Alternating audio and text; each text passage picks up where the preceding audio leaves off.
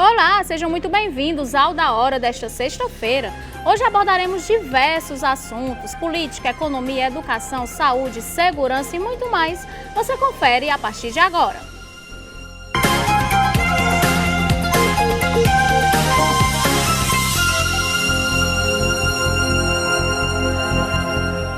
A TV União não se responsabiliza por conceitos, falas e diálogos entre os convidados em debates nos programas veiculados na grade. A direção.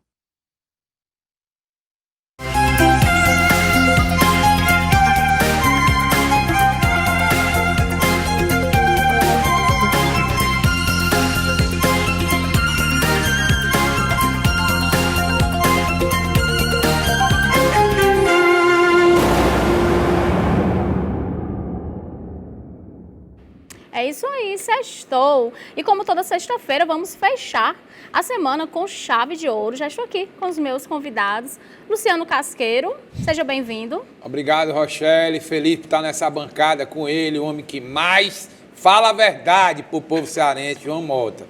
Agora, vai lá, desliga o fogão, vem todo mundo para a sala e vem aprender um pouquinho. Mas antes eu quero dizer, eu não sou de extrema direita. Viu? Eu não tenho amor a político nem para o partido político. Eu tenho amor ao povo e lhe sou sincero. Não sou candidato, não serei candidato, mas eu sou um legítimo representante do povo. É isso, e como ele já falou, com o João Mota, seja bem-vindo, João Mota. Rapaz, é sempre bom estar aqui com o Casqueiro, com você. O Casqueiro, como sempre, gentil, mas absolutamente afiado na crítica dele, está ele mais do que certo. Com certeza não o vejo como nem de esquerda, nem de direita, mas como um cidadão que defende os direitos de você que está em casa. Se essa defesa nos conduz a questões de direita ou de esquerda, que seja, não é verdade? A questão é que a verdade, Rochelle, ela sempre beneficia alguém, como sempre prejudica alguém. Tem dia que a verdade que está sendo apresentada aqui beneficia a direita, mas tem dia que beneficia a esquerda. Verdade é a verdade. Ponto. E às vezes a verdade dói, né, João Mota? Sempre dói. E uma notícia, viu? Lula disse que o grosso tá para vir agora em setembro. O grosso, não foi eu que estou dizendo, não. Pesquisa aí, a senhora vai ver já, que o grosso vai vir agora em setembro, porque ele achou pouco o que a gente está sofrendo de janeiro a agosto. Mas pelo que tu fez aí, além de grosso, é grande, né? É grosso e grande. É isso aí, vamos começar, né? Que o deputado federal cearense, André Fernandes, chorou na Comissão de Segurança Pública da Câmara dos Deputados em debate sobre prisões relacionadas a atos de 8 de janeiro. E a gente tem que estar se cuidando para não ser preso. Um deputado federal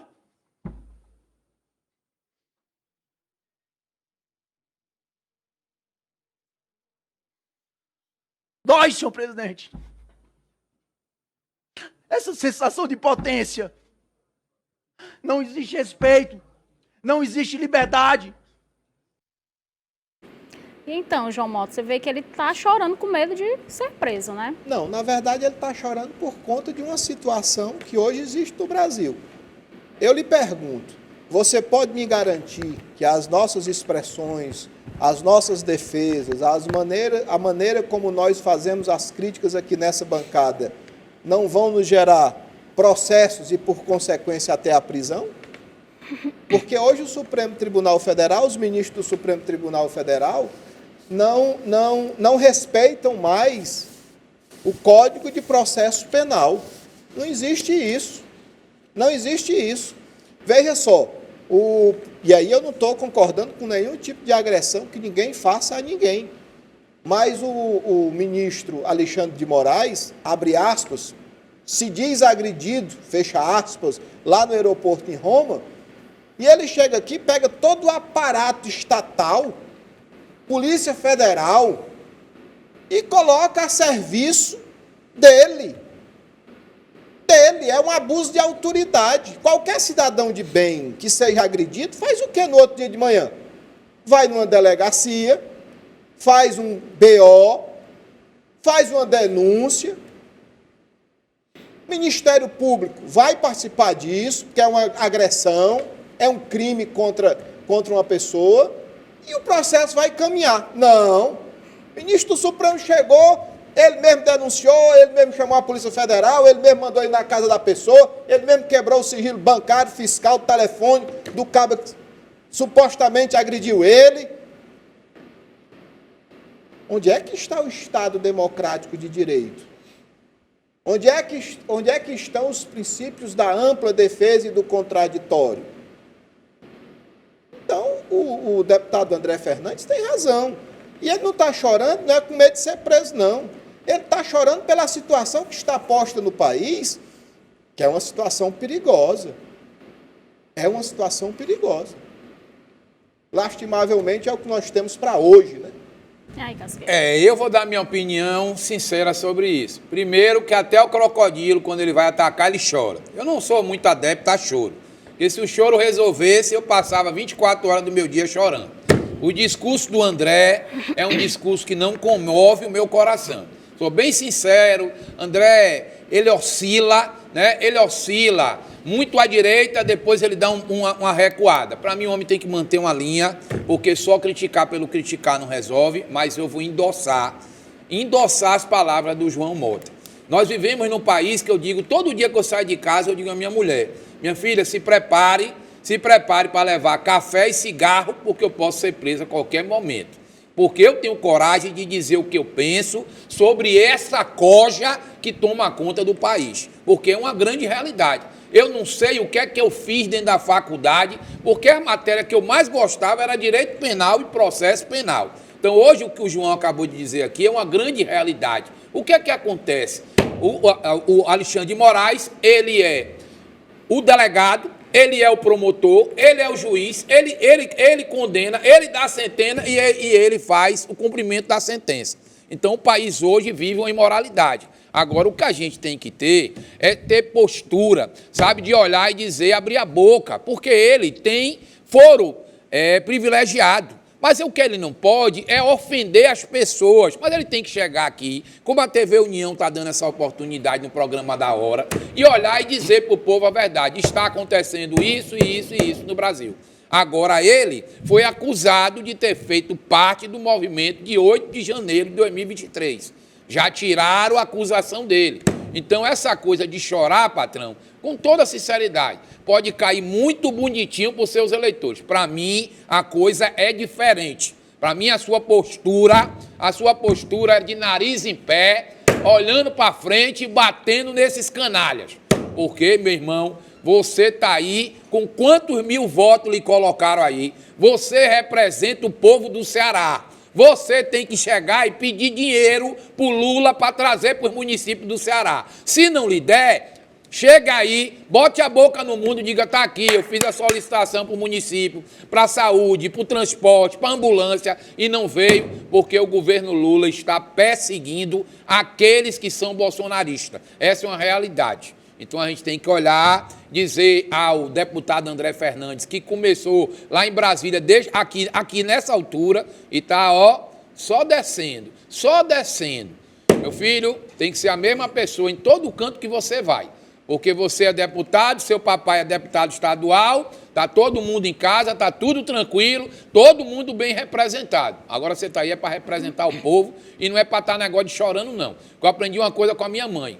Engula até o choro. Não chore na frente de canalha. Vá para o banheiro e chore sozinho. Na frente de canalha você não chora. Na frente de gente escrota você não chora. Na frente de gente que quer lascar a vida, a sua vida e a vida do povo, engula até o choro. Tá certo? Eu aprendi e sigo até hoje. Tem hora que eu fico muito triste, mas o que é que eu faço?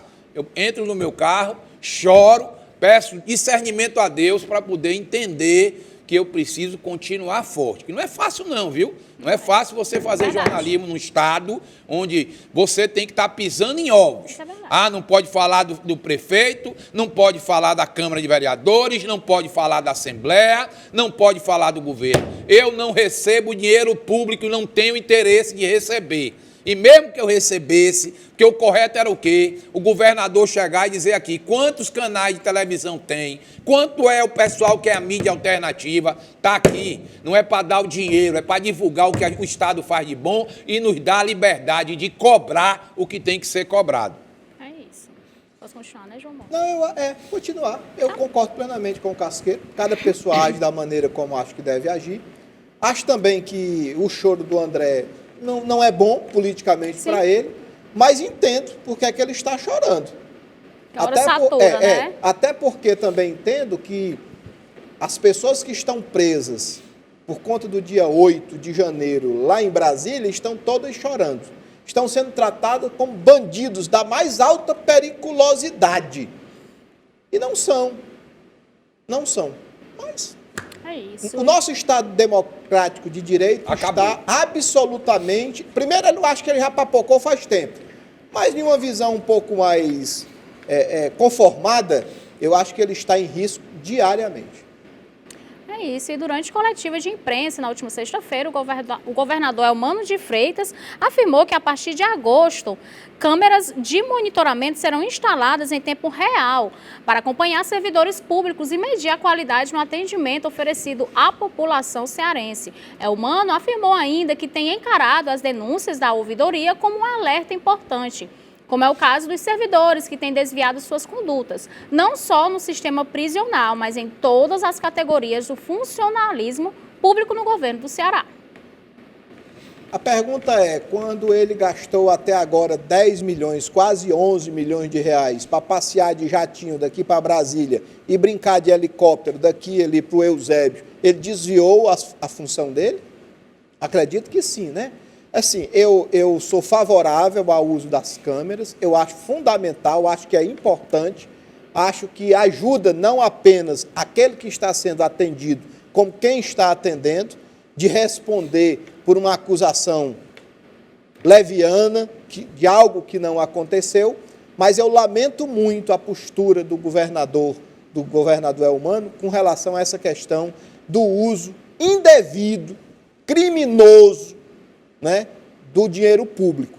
Então, assim, talvez se ele usasse uma câmerazinha também, não seria ruim não, né? Na verdade, eu acredito que a população quer, que os políticos também usem câmeras. Era importante que abrir geral, né, era importante que o governador Elmano de Freitas usasse também uma câmerazinha. Os políticos, né? em geral. Mas o governador seria um bom exemplo. Diariamente, o dia todo. Não existe nenhum assunto que eu acho que seja segredo de Estado que o governador trate. Se ele passasse o dia todinho, 7 horas da manhã, botasse a câmerazinha e tirasse 9 horas da noite, né?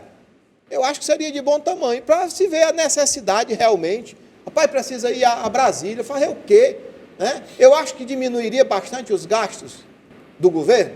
Seria um investimento com retorno, né? Eu acho que dava uma melhorada boa. E outra, que você acompanhasse em tempo real, sabe, as conversas do governador. Não tinha nenhum problema, não é um agente público? Como qualquer outro servidor Como qualquer público. outro. Casqueiro. Eu também concordo, até mesmo porque eu passei por uma situação engraçada, né? Eu tive no órgão do governo do estado e lá fui altamente agredido por uma servidora. Não sabia ela se ela era concursada ou não, mas essa servidora, ela tirou dos cachorros, como diz minha mãe, e botou em mim, entendeu? E o pior, depois eu recebi uma ligação do estado dizendo, olha, foi feita aqui uma queixa contra o senhor, papapá. Eu disse, tá, beleza, irmão. Eu tenho direito ao contraditório e ampla defesa. Nós vimos aqui na Câmara. Eu disse, tá, beleza, tá melhor ainda. Me dá aí a imagem e me dá o som. Porque eu queria dizer ao governador Elmano, que eu gosto demais dele, não adianta a Câmara sem o som. Não adianta a Câmara sem eu poder escutar o que está acontecendo ali. Porque, imagine, foi o que aconteceu. Lá a coisa não tomou uma proporção maior, mesmo assim eu depois de velho tomei uma chamada, uma puxada de orelha de uma pessoa mais jovem do que eu não tenho nada contra a gente jovem, porque eu já fui jovem um dia, simplesmente porque a pessoa disse que fui eu que agredi. E a minha felicidade foi que nesse local do governo do estado tinha 3 pessoas que viram que eu fui agredido. E a única coisa que eu fiz, sabe o que foi? Vou orar pela senhora, porque eu não tenho culpa se a senhora saiu de casa, se a senhora dormiu de calça jeans, não namorou com seu marido essa noite. E aí, na hora que eu pedi para ver a câmera e pedi o áudio da câmera, Não tem, só tem a imagem. Aí eu digo, então vamos chamar aqui alguém que faz leitura labial, né, para poder fazer a interpretação. Então, eu sou a favor, eu concordo que tenha no Detran, tenha dentro dos hospitais, né, tenha nas salas dos médicos, né? Tem que ter. Uma caneta não precisa de muita coisa, não. João Mota, ó, tem uma caneta agora, é uma caneta. É uma caneta, é uma coisa bem simples. Você coloca aqui no paletó, passa o dia. Para o vereador, para o prefeito, tem que ser para todo mundo. Tem que ser até para o ministro do Supremo Tribunal Federal. Só não passa, sabe aonde? Lá no presídio, quando você vai fazer uma visita técnica a um preso. Você não pode entrar com nada. Se você estiver usando uma aliança, tem que tirar. Se você estiver usando um brinco, tem que tirar. Você tem que tirar, você tem que entrar com a roupa do corpo e ainda passar por um scanner de raio-x. É isso. E um pai e duas filhas foram surpreendidos dentro de casa por bandidos armados, enquanto os criminosos abordavam o pai e uma das filhas. A filha mais nova conseguiu chamar a polícia. Até a viatura da polícia chegar ao local, os bandidos ameaçaram as vítimas e chegaram a fazer roleta russa com elas. O caso aconteceu em Taguatinga, no Distrito Federal. Então, um desespero total, né? E quando ele tirou a munição da arma, que botou lá e rodou e puxou o primeiro gatilho e depois levou na cabeça da minha menina, eu falei, pronto, essa vai sair, né? Aí fiquei desesperado, aí eu fui pra cima dele, falei, isso aí você não pode fazer, pelo amor de Deus. Aí fui pra cima dele, aí ele apontou pra mim, aí ele apontando a arma pra mim, eu já pensei logo, pô, vai atirar, mas é um tiro só, que morra eu. Agora, fiquei pensando que seria uma situação muito triste também para minha filha se deparar com o pai sendo atirado na frente dela. Ia ser um transtorno muito grande na mente dela por toda a vida que ela fosse seguir pela frente, né? Mas foi um desespero total. Isso aí eu garanto para você que assim, uma situação que eu não desejo que ninguém venha passar por tal situação, entendeu? Muito desesperador, muito triste para um pai ver a pessoa fazendo uma crueldade, que isso aí eu chamo de crueldade. É isso mesmo, crueldade. Não há o que se dizer, não é verdade? Dizer o quê? Dizer que isso é um absurdo é pouco. Dizer o quê? Que é uma crueldade ainda é pouco. Não há, assim, a absoluta necessidade nem do assalto, nem do roubo, e nem tão pouco. Aí também é tortura. Isso é uma tortura das piores que existem. Tem que responder na proporção do crime cometido. Tem que ir para os rigores da lei. Está errado. Sendo preso, tem que responder por tudo que cometeu, nos rigores da lei. Tem que ser assim. Eu sou a favor do outro rigor. Eu sou a favor de fazer a mesma brincadeira com ele. Porque você tem noção... Não, eu concordo com você. Você tem noção do que é fazer uma roleta russa. Tá, mas quem tem que fazer isso? Imagine, amigo, sua alma sai do corpo. Mas quem tem que fazer isso? Eu? A polícia. Não. A polícia. Não é função do Estado, Casqueiro. Ah, certo. Não é a função... Então é o pai, né? Não. Quem pode fazer? Eu acho que se naquele momento ali o cidadão tomou a arma dele, não é nem para ele brincar de roleta russa com ele. É para ele meter ele bala e deixar ele lá no chão. É um direito que... Agora, aí vem os direitos humanos, né, João? Atacar o pai, né? Atacar o pai. Da mesma forma que está ali sendo gravado, ele responde pela defesa dele. Foi legítima defesa. É o direito que ele tem. Agora você dizer que a polícia, que o Estado... Nós estamos discutindo aqui o absurdo que é uma pessoa pegar uma arma, colocar uma munição dentro e brincar de roleta russa com alguém. Essa pessoa vai ser presa e provavelmente vai responder, inclusive, pelo crime de tortura. Se é um crime tão hediondo, tão terrível, como é que nós vamos defender que o Estado o pratique? Será o Estado também um criminoso? Isso não cabe. O pai até tem direito, se conseguir ele tomar arma, deixar ele lá no chão. É um direito dele. Agora, o Estado... Eu vou dar a minha opinião. Tira eles dois aí, tira, para eu dar a minha opinião. Eu gosto muito do João Mota, tá certo? É bonito demais esse discurso, mas na Bahia tem um negócio que diz que eu acho ótimo. Farinha pouca, meu pirão primeiro. Que essa semana mataram um policial da rota, né? Aí todo mundo calou a boquinha. Aí morreu Morreram 14 bandidos. A imprensa desse país e os direitos humanos vão lá para dizer os coitados, pobrezinhos, morreram. Bandido, dos 14 só tinha um que era pai de família. O resto era bandido, bandido. Recebeu a polícia trocando o tiro.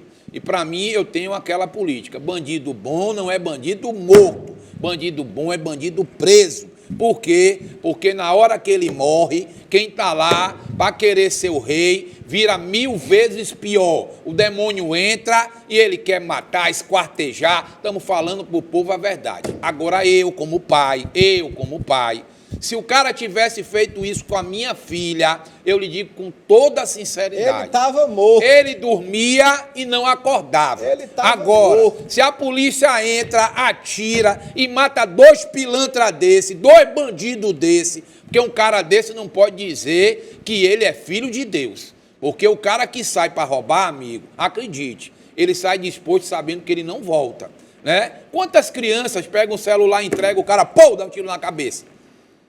Quantas pessoas tem ali, são arrastadas, porque simplesmente o cara não se contentou. Teve um assalto aqui, acho que foi no Zé Walter, o cara desceu, bateu na mulher, bateu no cara, e na hora que ele ia embora, ele volta e dá 3 tiros no cara. 3 tiros Mas, no cara. Casqueiro, você usou uma expressão que é interessante. Você disse, se, o diacho do se é assim. No direito, você sabe disso, não existe se. Ou é ou não é. Ou cometeu ou não cometeu, ou praticou ou não praticou. Se não cabe. Até porque se a mamãe tivesse 12 peitos, eu era um bacurim e não estava aqui. Ia ser um bacurim forte. É um bacurinzinho gordinho. Então essa história de se não cabe. O cara praticou o crime, se a polícia tivesse chegado, daí nós vamos para a questão lá do policial. O policial no exercício da função dele foi abatido. A corporação de maneira absolutamente correta, foi lá, se manifestou, fez o sepultamento, com todas as honras militares necessárias,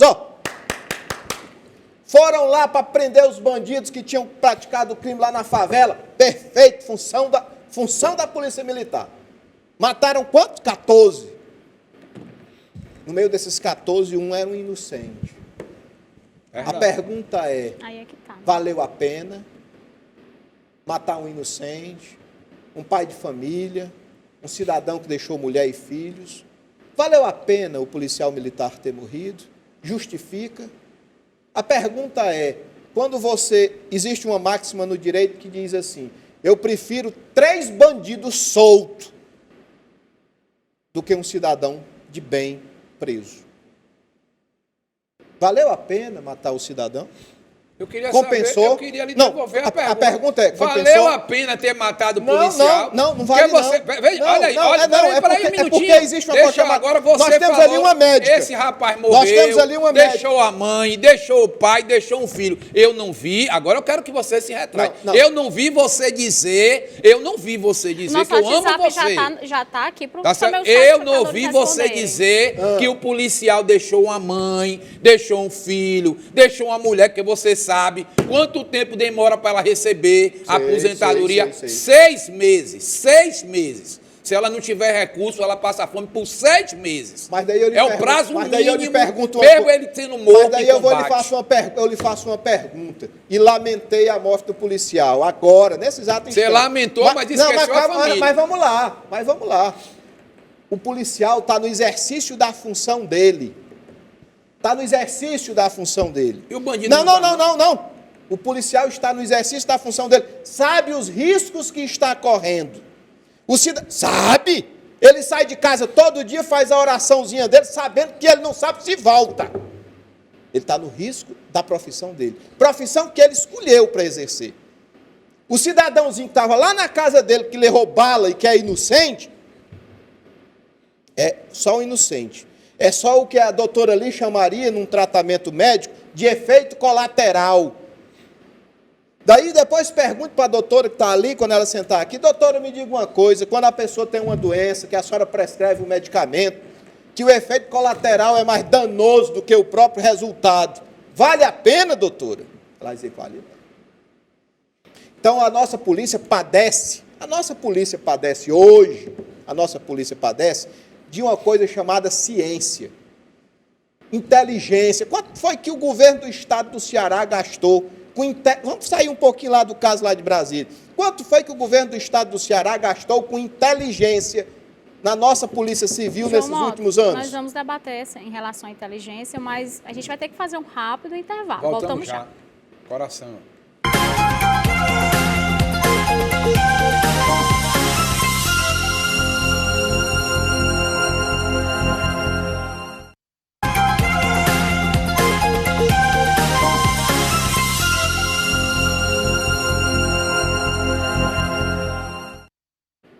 É isso aí, estamos de volta com o Da Hora desta sexta-feira. E nós vamos falar agora que desde janeiro deste ano, a PGR de Augusto Aras já arquivou mais de 100 ações contra o presidente Lula, familiares do presidente e ministros do governo federal. E aí? Eu queria aproveitar, vou falar sobre isso, né? Aí amigos da corte, a liberdade, aos inimigos da corte, a prisão. Mas eu queria aproveitar e a deixa aí que meu amigo João Mota inteligentemente mandou, chamou a nossa convidada que vai estar aqui no terceiro bloco, né? Aí eu queria perguntar a ela para ver se ela lembra. Está lembrada que o Supremo Tribunal Federal disse que o médico não tinha autonomia para medicar? E quem tem? Aí eu fiquei a me perguntar, peraí. Que país é que a gente vive? Porque o policial, se ele mata um bandido, ele é condenado pela sociedade. Então, um exemplozinho, aquele ator de Hollywood, lembra? Foi acusado de assédio, um monte de coisa. Foi agora absolvido nos dois processos nos Estados Unidos e foi absolvido. Da série House of Um Cards. minutinho. E ele deixou as gravações. Então, hoje, João Mota, eu queria dizer a quem nos assiste, hoje, João Mota, ninguém no país tem autonomia para nada.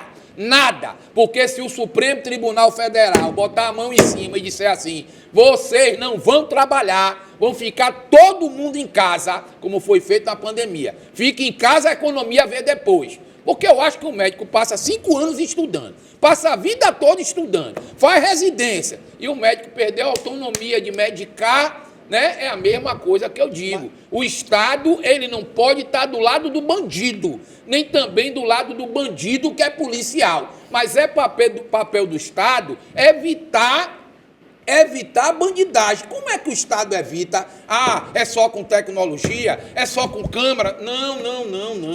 É com educação, é com escola de tempo integral, né? É sabendo, não querer negócio de banheiro para vários sexos, todo mundo no mesmo banheiro, sem ideologia, sem criar militância dentro das escolas. E aí a gente tem que saber o quê? Qual é a culpa de tudo isso? É nossa. Porque eu já fiz uma escolha para 24. Eu já sei em quem eu vou votar para vereador em 24.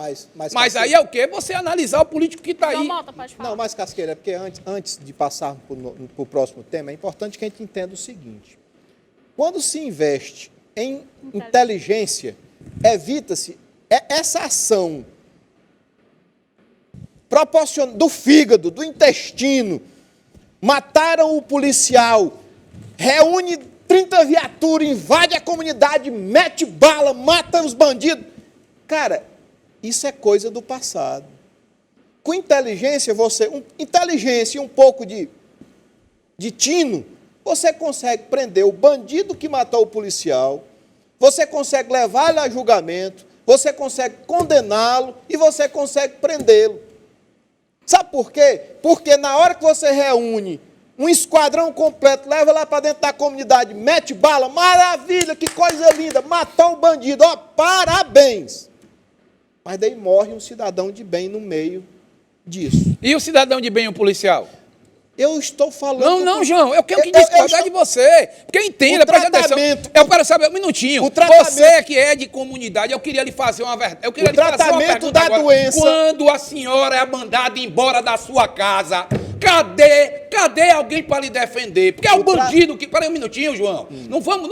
Eu sei que você tem a sua linha de defesa, mas eu quero agora que você me diga de verdade. E eu digo... Quando o bandido tira a família dentro de casa, quando o bandido chega na casa, olha para uma menina de 15, 16 anos e diz assim, você vai ser minha mulher. e a mãe e o pai não podem fazer nada. Quer dizer que o Estado tem que ficar calado? Não, a família tem que ficar calada? Tem não. Aí você me... Peraí um Tem minutinho, não. você fala Tem de não. tecnologia, né? É. Prenderam Gedel Vieira Lima com 54 milhões dentro do apartamento. Foi inteligência da Polícia Federal. Aonde está Gedel Vieira Lima, cara? Mas tu quer Aonde é que está Gedel livre, cara? Tu quer comparar, Livre, tu quer irmão. comparar o Vamos pra próxima Gedel pauta. Vieira Lima, que tinha 50 milhões de reais dentro de um apartamento, dividir esse roubo todinho com um bocado de deputado federal, um bocado de senador, um bocado de ministro. Tu quer comparar com o traficante rabo de gato que está lá na comunidade vendendo droga? Não é A rabo gente de vai gato, agora não. falar sobre Porque isso sabe o que é que mesmo. acontece?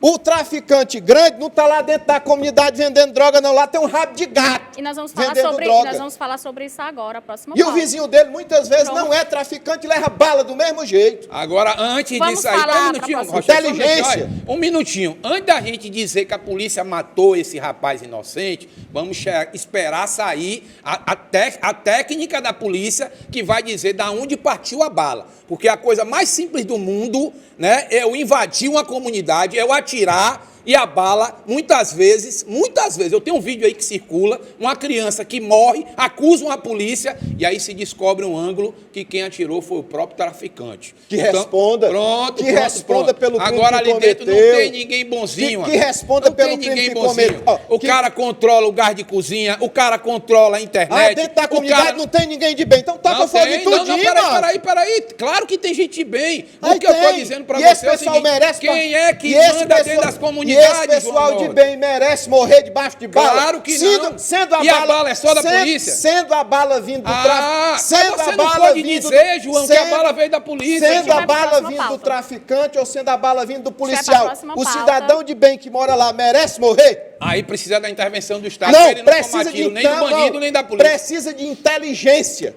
E nós vamos falar agora que o presidente do Senado, Rodrigo Pacheco, enquadrou como um, abre aspas, equívoco grave, fecha aspas, a possibilidade de descriminalização do porte de drogas para uso pessoal por cidadão do Supremo, em decisão do Supremo Tribunal Federal. O julgamento foi retomado na quarta-feira pela Corte e suspenso depois de 4 votos a favor da descriminalização.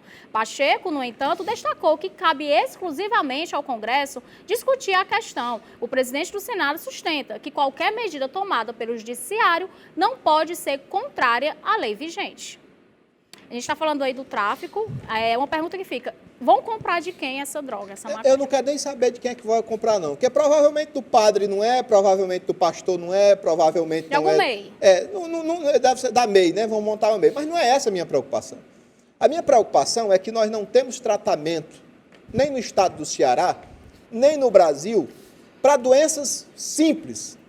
Estão aí todos os dias os médicos prescrevendo medicamento, não tem medicamento, não tem cirurgia. O estado do Ceará hoje não cuida mais cuida de sequelas, porque o cara chega lá no hospital com o fêmur quebrado, passa lá 3, 4 meses esperando por uma cirurgia, fica com daí vai menos pior, tratar, né? vai tratar a sequela, né? Eu mesmo tenho 2 pacientes que nós judicializamos, um cidadão idoso lá do Jaguaribe, que foi necessário ingressar com ação na justiça, o juiz determinou que ele tem que fazer a cirurgia em 10 dias e o Estado não cumpriu a decisão até agora. Vamos nós pedir a prisão da secretária de Saúde pelo crime de desobediência. Mais uma vez e mais uma vez o juiz vai negar e mais uma vez, mesmo com a decisão na mão, ele vai ficar sem a cirurgia dele. E todo dia na grande mídia nós estamos vendo agora propaganda do governo do Estado dizendo que está fazendo um mutirão de cirurgias quando não cumpre sequer as decisões judiciais que estão lá. É mentira. Não estão fazendo cirurgia, não. É mentira. Quem está dizendo sou eu.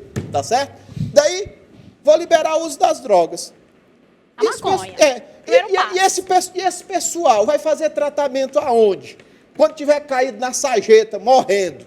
Onde é que eles vão fazer tratamento? Vão virar esses zumbis, como é lá na Cracolândia? K9, a Né? droga K9. Vão virar zumbis andando por aí feito. E o Estado?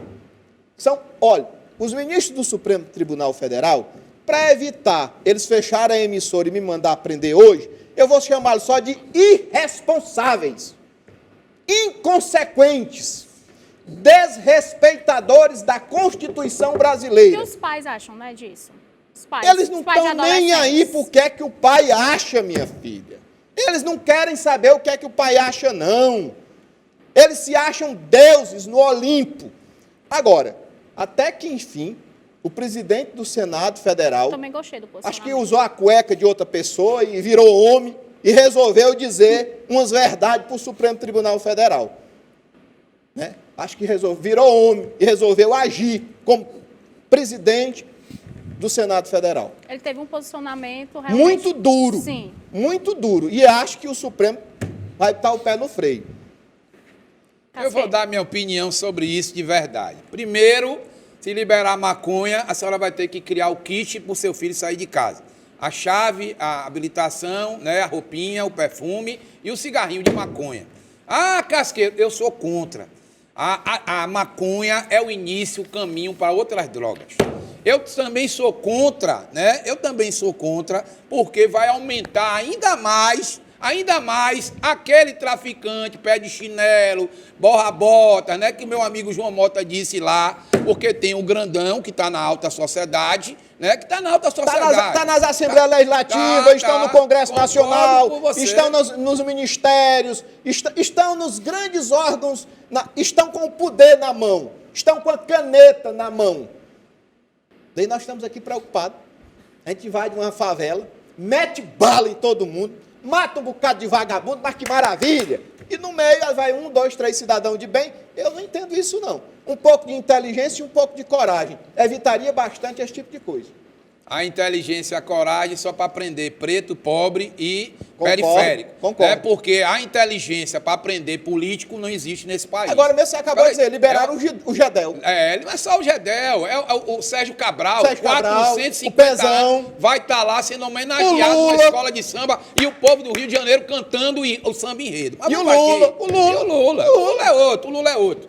Deixa eu dizer aqui para a senhora com toda sinceridade, a senhora como mãe, como pai, como avó, como madrinha, lute, brigue, chame seu vereador, chame seu deputado, diga não a essa imoralidade. Sabe por quê? Porque eu tenho um vídeo circulando aí de uma mãe desesperada, foi no CAP, foi na prefeitura, é em São Paulo. Ela já internou o filho e o cara é usuário de maconha. Ele está vendendo as coisas dentro de casa, e ela pedindo pelo amor de Deus. Vai cair na mão de quem? Do médico. E o pior, caiu na mão do médico. Sabe o que o médico disse? Eu não posso lhe dar um documento que eu posso perder meu emprego. Imagine uma desgraça dessa. Que país é que a gente quer? É o país daquela emissora? Mande aqui um videozinho na horizontal. Não, manda eles pegar o vídeo dele na horizontal e botar do lado e a senhora ter coragem de assistir esse programa, escutar, ver, pensar, falar e cobrar. Sabe por quê? Porque o primeiro passo para se destruir uma família, libera a droga. Né? Depois de liberar a droga, vamos atacar a religião, vamos atacar a educação, porque é desse jeito, meu irmão, que o diabo vai reinar. Eu não estou preocupado que nego diga que eu sou de direita, eu sou pai de família, eu tenho 5 filhos. Eu me importo com pessoas, eu sei o que é viver em comunidade, eu sei o que é passar fome, porque tem muita gente aí que mora em bairro rico, que só gosta de pobre para estar trabalhando na sua casa, para limpar, passar, arrumar, cuidar de seus filhos, mas não sabe de verdade o que é que está passando, o que aquela mãezinha passa dentro de uma periferia. É por isso que eu digo, o poder do Estado ele tem que ser atuante todos os dias, porque dentro das comunidades tem muita gente de bem, muita gente que não queria o crime organizado, muita gente que se cala, que se abaixa a cabeça, que entra de madrugada, morrendo de medo do traficante, está muito doido com cigarrinho de maconha ou cheirado. E é outra coisa importante, viu? A senhora tem que vigiar sim. Vigie seu filho, sua filha, seu sobrinho, seu neto. A maconha é a abertura para eles irem buscar uma droga mais pesada. Por quê? Porque o cara fuma maconha, demora um pouquinho, aquela droga não mais faz mais efeito, e aí o cara olha e diz o quê? Vamos dar uma cheiradinha. A senhora tem noção? Eu fui olhar uma pesquisa hoje, hein? O Brasil é o país da América do Sul que mais se cheira cocaína no mundo. Calcule aí. Da América do Sul, o Brasil é o primeiro. E o Brasil é o terceiro no mundo em cheiradores de cocaína. Quem cheira cocaína? É filho de pobre ou filho de rico? É político ou é gente honesta, trabalhadora? A gente tem coragem de chegar aqui. Agora, Rodrigo Pacheco, eu não acredito em você. Eu não acredito em você. Eu não acredito em você. Por que eu não acredito em você? Invadiram lá o gabinete do doido, do senador tripolar Marcos Duval, que fala uma coisa de manhã e de noite, já disse 3 coisas diferentes. E o que foi que você fez, Rodrigo Pacheco? Nada. Porque quem mandou invadir foi o Alexandre de Moraes. O Alexandre de Moraes mandou invadir. Invadiram o gabinete da Carla Zambelli. Ah, porque é do PL, era a favor do Bolsonaro. E aí você vem agora dizer isso aqui é uma prerrogativa do Senado? É lógico que é uma prerrogativa. Mas se o Senado não trabalha e o Senado não combate o judiciário não é para legislar, tá certo? Não é para legislar. Veja aqui o que disse o João Mota no bloco anterior. O Alexandre de Moraes, até agora não apareceu o vídeo que ele disse que foi agredido, o vídeo não apareceu, ele chegou no Brasil, usou a Polícia Federal, mandou prender, mandou tomar um documento. Só que depois ele se lascou, que ele queria acusar o cara de bolsonarista e o cara tinha tido o apoio do Lula, tinha dado apoio a Lula para presidente do Brasil. Então o Brasil, minha amiga, que a gente quer é um Brasil de verdade, não um Brasil de mentira. E esse Rodrigo Pacheco aí é a maior farsa do povo brasileiro, esse rapaz. Assim como o cidadão, vamos chamar de cidadão, né? Cidadão que pilotou o carro que o outro bandido usou para fuzilar a Marielle, trabalhava no governo do PT. Trabalhava no governo Agora do você pior. O mandante, João, viu? Vocês que queriam empurrar nas costas do Bolsonaro. Porque disse que o cara morava no mesmo Não, condomínio. mas o pior não. Já tem um mandante, tem o que matou, que é o Lessa, que trabalhava com Lindenberg Faria, era assessor do Lindenberg Faria do PT. Por que é que todo mundo calou a boquinha agora? Porque o possível mandante do crime é um ex-deputado estadual que tem a foto dele estampada aqui, Dilma. E aí a Globo, a grande mídia se cala, por quê? Porque querem encontrar no ex-presidente, que eu não tenho simpatia, tá certo? Não sou eleitor dele, ele tem lá os seguidores dele, para mim tem doido da direita, tem doido da esquerda, tem doido do centro, tem doido de tudo que é lado. Eu não tenho amor político, eu não sou político, não sou politiqueiro. Eu quero que trabalhe em prol do povo. É só isso, acabou. A gente vai ter que terminar esse bloco, nos despedir do Não, vou me despedir. Não acredito.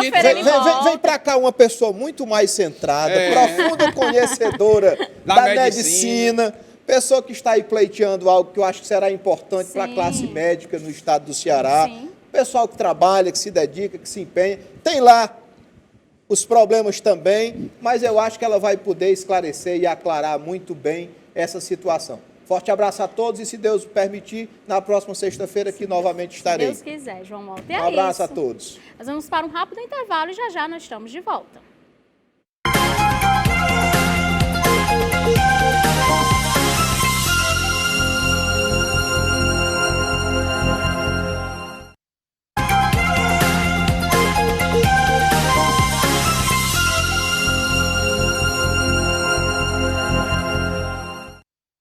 Estamos de volta, como da hora desta sexta-feira. Vamos conversar agora com Inês Melo, que é médica, membro da Chapa 1, né? Ela possui especialidade em terapia da dor e em cuidados paliativos. E o nome da Chapa é Experiência e Novos Rumos. Tudo bem, doutora? Boa tarde. Boa tarde, Rochelle. Muito obrigada pela oportunidade de estar aqui nesse momento, nesse programa que nós sabemos que tem um alcance muito grande.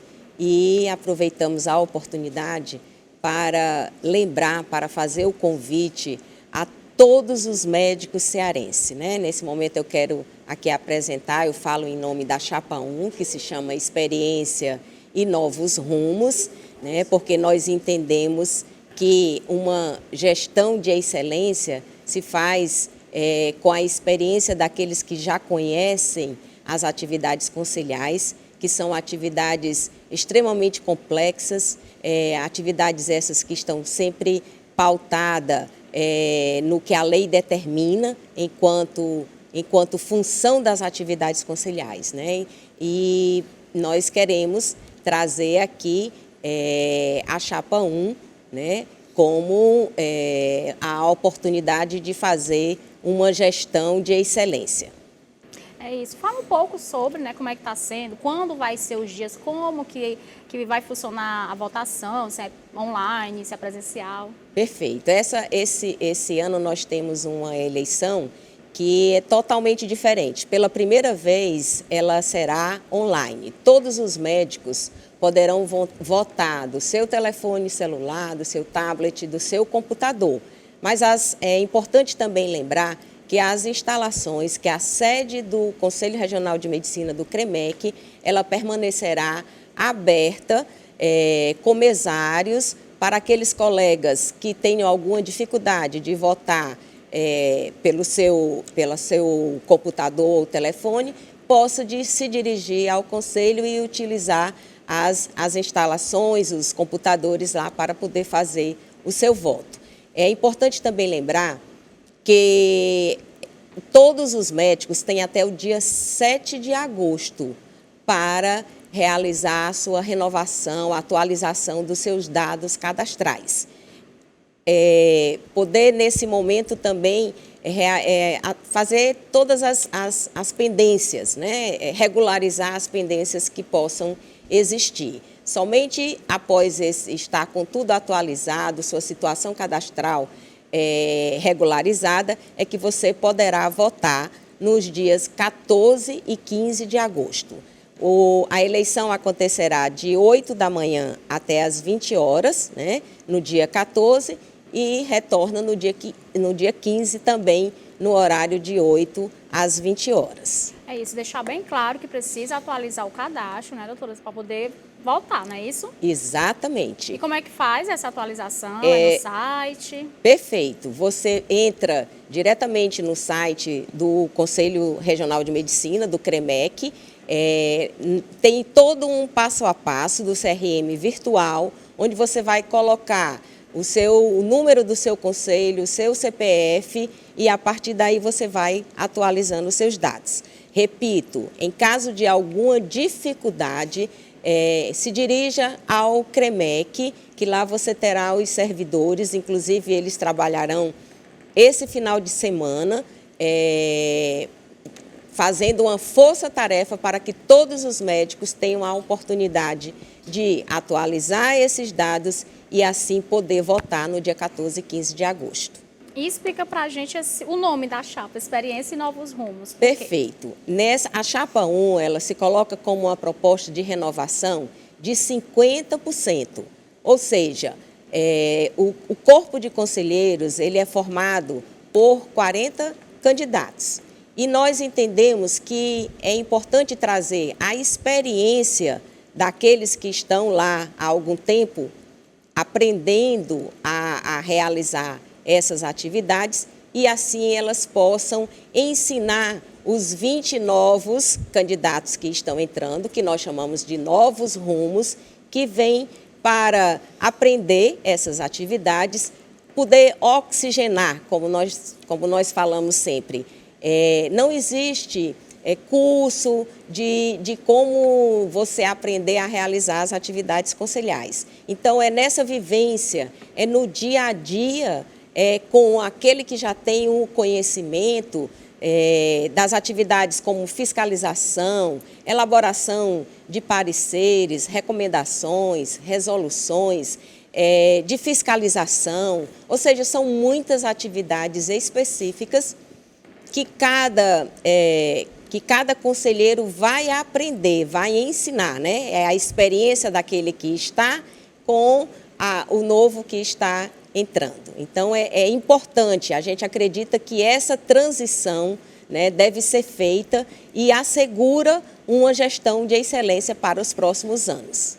E, doutora, explica para o telespectador qual é a função do conselho, né? Porque é muito importante, não só por questão da classe médica, como também em relação, como você falou, fiscalização, e tem ele não tem só uma função. Explica para a gente quais as funções, então, né? Os conselhos regionais de medicina, nós somos uma autarquia pública federal, certo?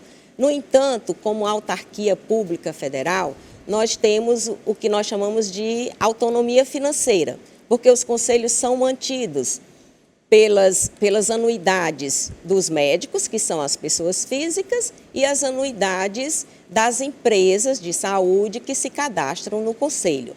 Mas essa autonomia ela é limitada. ela é limitada no ponto da restrição do que a lei permite. Então, os conselhos de medicina, eles são auditados anualmente pelo Tribunal de Contas da União e pelo próprio CFM. E traz como função finalística, né? Proteger a sociedade, proteger a boa prática médica. Uma das atividades finalísticas que nós temos são as atividades de fiscalização. E no ano de 1922, nós realizamos 842 fiscalizações. No decorrer desse ano, até o momento, nós já temos mais de 650 fiscalizações sendo realizadas. O que é que traz isso? Isso traz a segurança para o exercício da medicina, traz segurança para a própria sociedade. E no momento em que nós identificamos, né, através dessas fiscalizações, irregularidades que ponham em risco a própria sociedade, nós temos uma resolução que nos orienta um passo a passo. Ou seja, nós fazemos as recomendações para os secretários de saúde, quer seja municipal ou estadual, nós damos um prazo para que eles possam fazer essas correções e encaminhamos para o Ministério Público Federal. E quando isso não é cumprido, então nós podemos pensar no que nós falamos de interdição. Interdição desse equipamento de saúde, que pode ser uma interdição parcial ou uma interdição total. E de dezembro até o momento, nós chegamos a interditar 50 unidades de saúde, porque não tinham condições de segurança para atendimento médico, né, para a sociedade. Além da fiscalização, como atividade conselhal, nós temos a atividade cartorial, que significa exercer o registro do diploma de todos os médicos, registrar os médicos. Não só registrar os médicos, mas também fiscalizar aquele que pode chegar com um diploma falso de médico, né? Então, esse ano nós tivemos uma ação conjunta dos servidores do CREMEC com a polícia, onde houve um flagrante de uma falsa médica. Isso é muito sério. Sério, né, porque doutor? dessa forma nós estamos, sim, protegendo a nossa sociedade, Sim. daquele profissional que não tem o conhecimento da medicina e que se coloca querendo praticar, né? Sem ter, né, a competência técnica, né? A gente vai agora para as considerações finais, fica à vontade. Nesse momento, eu venho aqui, né, agradecer mais uma vez a oportunidade e fazer realmente o convite para que todos os colegas de todo o interior do estado do Ceará, eles busquem atualizar os seus dados e busque, sim, participar desse momento tão importante para a classe médica, onde nós queremos, né, nesse cuidado, né, nessa apresentação, fazer com que cada vez mais nós possamos unir todos os médicos, que a gente possa continuar lutando, né, pela boa prática médica, pelo exercício profissional da medicina e pela proteção da sociedade. Muito obrigada, doutora Inês. Né? Casqueiro, suas considerações finais, bem rápido. E agradecer, né, a TV União, o programa da hora, né, a doutora Inês, né, a dizer a ela que, quando acabar a eleição, eu queria que a senhora pudesse participar de um programa. Hoje não é dia de falar de política, hoje é dia de falar de conscientização. Você que é médico, tem que ir lá votar, fazer uma escolha para que você possa ser protegido no local que você trabalha e até mesmo proteger a população. Porque se eu protejo o médico, automaticamente eu vou proteger a população. Então, Queria desejar a você que está aí, que assistiu a gente até agora, não sai daí, fica aí, vai ter o Ferreira Aragão.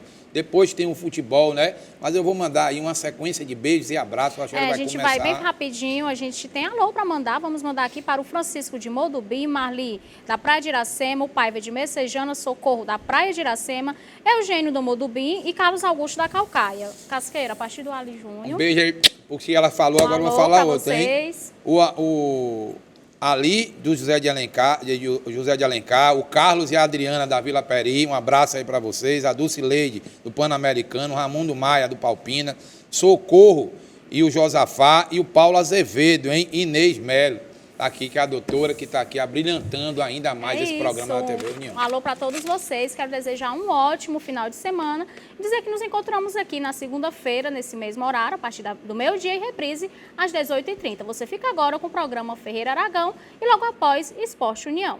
Até segunda.